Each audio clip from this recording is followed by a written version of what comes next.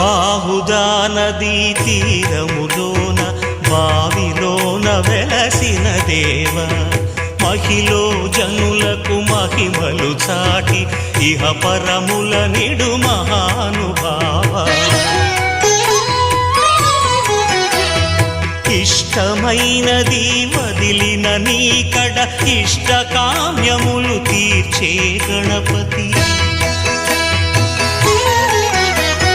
కరుణను పురియుచు వరములను సగుచు నిరతము పెరిగే మహాకృతి సకల చరాచర ప్రపంచమే